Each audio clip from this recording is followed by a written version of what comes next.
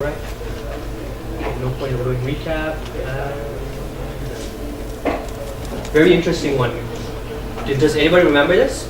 Yes. So whatever we believe does not make us a better person, right? We can believe whatever we want to believe. We can believe that all this what we're learning is true, but if you don't act in a manner to make your beliefs show, so if you're acting and it doesn't show that you believe all this and you've learned all this, right? Like our 8-year-old friend, he's acting in this manner, and that's what shows him, that's what's going to make him stand out, other than anybody else who just believes in this.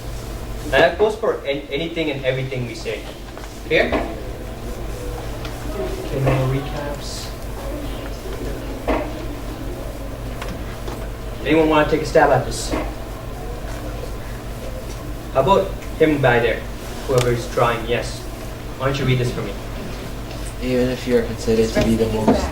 Can you move up? Exactly. Even if you are No. Can you move up first? Okay. Okay, now you should be able to read it. Even if you are considered to be the most sinful of all... You're old, right? How old are you? 14. 14. If you're going to read the scriptures, let's have some enthusiasm into this. Even if you are considered to be the most sinful of Not all... louder, come on. Enthusiasm. Let's put some energy into it. Even if you are considered to be the most sinful of all sinners, when you are situated in the boat of transcendental knowledge, you will be able to cross over the ocean of miseries. Okay. So even if you're considered to be the most sinful of all sinners, you are when you are situated in the boat of transcendental knowledge, you'll be able to cross over the ocean of miseries. Right? So it just means, regardless of how much sin we've done, or how much sin you've known you've done, or you think that might be there, or we don't know about, once we get this knowledge from God, it's all gone. We can cross through everything, and all of that does not matter because it'll just be burned up, like we'll see next. So the ocean of miseries, good picture, is like a garbage truck there, dirty water. That's how bad the ocean of miseries is. And you guys are too young to know, and I'm hoping you don't have to know it, so make sure you're all worshiping God and doing your prayers. Yeah, you get a boat, but you'll get a boat like that, a cruise, nice cruise, not a little dinky boat. And like again, what we're saying is we talk about water. Now Krishna's drawing an analogy to fire. As the blazing fire turns firewood to ashes, like when you're burning something. Have you guys had a campfire or any sort of fire? So when you burn something, you know about how things burn, right? Like a house burning. It's quick. Like that. Whatever you put in this fire, it's not going to come out. Whether it be, a piece of wood or paper or human or whatever, right? So just like that, what we're saying is blazing fire turns firewood into ashes, so it burns it down into ashes. Or Arjuna, the fire of knowledge. When you have the fire of knowledge and you go more into scriptures and you get that knowledge from the guru, all ashes of material. Now knowledge burns to ashes all reactions of material activity. So any sins that you may have accumulated so far that you know of, you hit one of your brothers or your sister, the brother sister, you made someone cry, you didn't share. Right, you ate the last dessert without sharing with someone, whatever it may be. And I see someone smiling, so I'm guessing she's been doing all of this. No. So don't worry. There's still hope. There is still hope. Pardon? Oh yeah? Why is she looking at you? Yeah? Well, he's not. Put your book down. Next time, everyone going to be too happy. Can you go to the previous slide? The knowledge is not the knowledge of the physics, chemistry, or language, or knowledge of the religions. It's the knowledge means jnana. That means all these messages for our spiritual life and benefit. That is the knowledge. That's called transcendental knowledge. And also the reaction to our material world. I think next slide, right?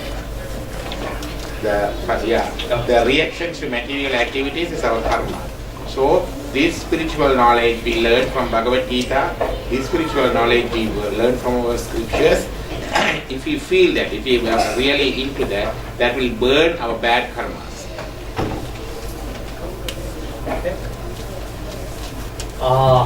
This is answering your question.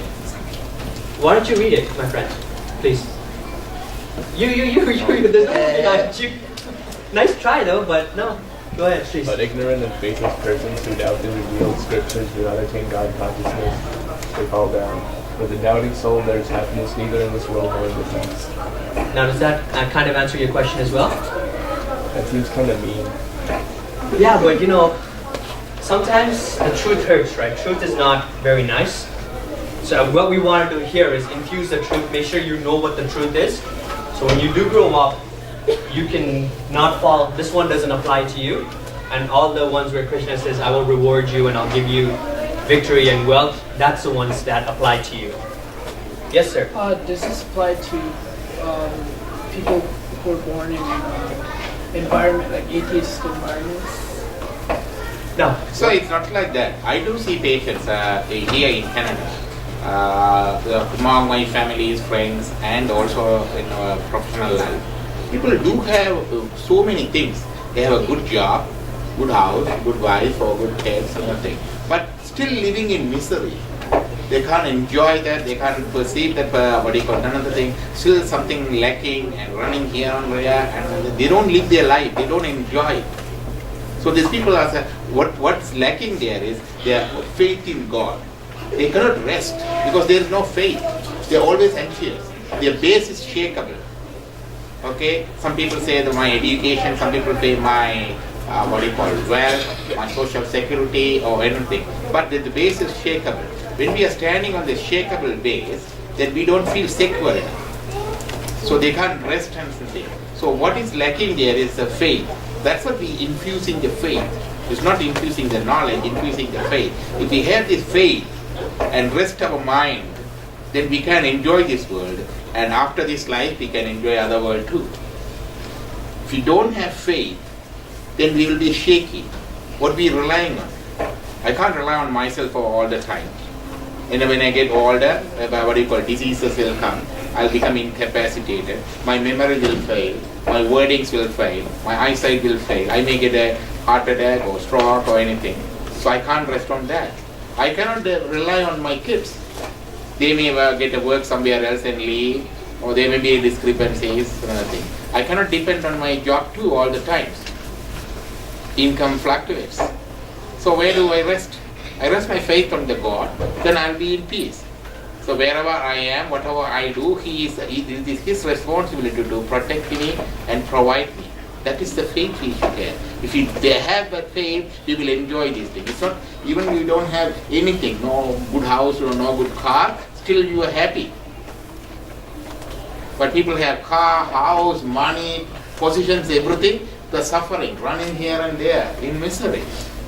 Okay, that's what Krishna says here. Ignorant and faithless person who doubt the revealed scriptures do not attain God consciousness because they doubt, but they fall down. For the doubting soul, there is happiness neither in this world because they cannot rest and enjoy this world, and in the next. Not only they are because of their they don't enjoy, they do the miseries of the world because they are insecure. They just go exploit the whole world, exploit their relationship, exploit their natural resources, exploit their material resources. So overusing it, misusing it, abusing it. But there's still many religious people who aren't good-hearted and very evil, and there's still many good-hearted atheists. Pardon? There's many healthy atheists and many sick religious. Their atheist is part of the religion if they are truly seeking the truth. If they are seeking the truth, and from my knowledge, my experience, my search, this is the truth as far as I can perceive, I can visualize, that's okay. That's part of the thing. That's accepted as a part of it. We call it as an outer margin. It's like a, centrifugal circle. So from the outer margin, you comes inside slowly. So that's accepted. But holding the atheist policy for your political benefit, organizational benefit, institutional benefit, some people do, and that's not the spiritual. That's ignorance. And one reason actually Krishna says there's 4 types of devotees. One of them are because they feel guilty of everything they've done, right? And that's why they're coming to religion, is because they're doing all these negative things on one end, and they believe by building a temple or doing supporting a temple financially, or we're doing extra work in the temple, that their sins will go away. And that's just how it works. People believe that that's how they're going to come out and search, wash down their sins. Yes. I don't really understand the concept of washing away your sins. Like, if you committed a murder, you're still a criminal. You're still a criminal in the eyes of the Lord, in the law, right? But remember we say here, the fire of knowledge. So when you do get that jnana from your guru or from the Lord, then all reactions to material activities, it will be just burned. So whatever sin you have, it would all just be vanished. What you said is right. You are responsible for your action. If you do something, you have to go through the effects. No one else. That is a basic law of karma. Okay?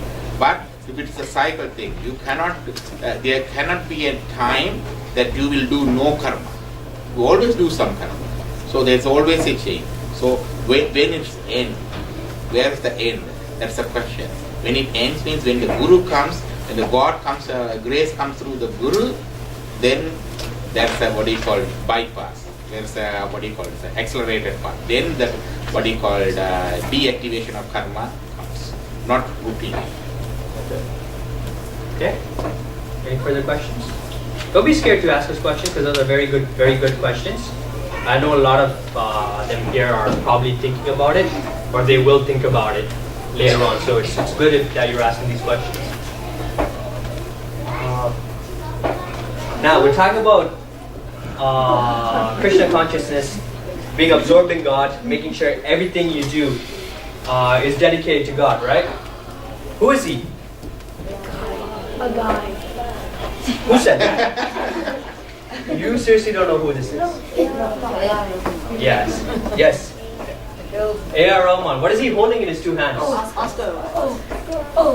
Where's he? All of a sudden there's enthusiasm now that we're talking about A.R. Rahman and Oscar. It could be something else though. Yes. It could be like Yes, so they're actually Oscars, so very prestigious film awards in Hollywood. Not even like Indian awards, no. So he got this awards for what movie, guys? Yes. Wow, I like that enthusiasm. I want to see that when I'm next class. So for Slumdog Millionaire, he gets 2 awards.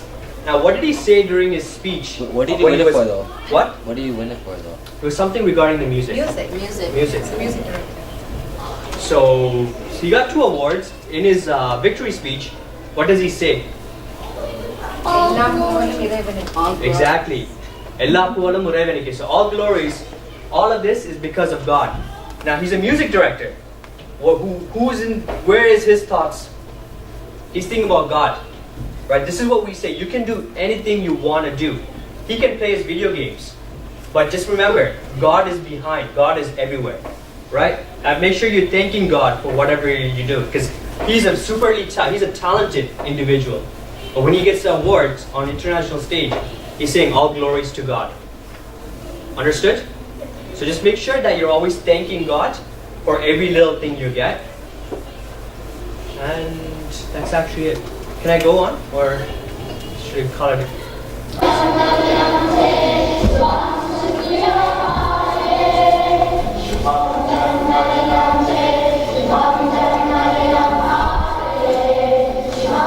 is a London school. They are teaching these things in the school, like what we learn.